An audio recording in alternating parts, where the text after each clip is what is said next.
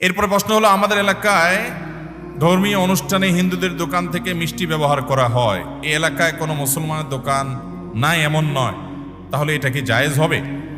দেখুন, কোনো খাবার হিন্দুর দোকান থেকে কিনলে হারাম হয়ে যাবে ব্যাপারটা কিন্তু সেরকম না। দেখতে হবে যে খাবারটা পাক কিনা। যদি কোনো হিন্দু খাবারের মধ্যে কোনো নাপাক মেশায়, তাহলে সেটা নাপাক হবে, যার কারণে খাওয়া হালাল হবে না, কেনা হালাল হবে। আবার কোনো মুসলমানও যদি একই কাজ করে, সেটাও কি হবে? হারাম হবে, সেটা কেনা জায়েজ হবে।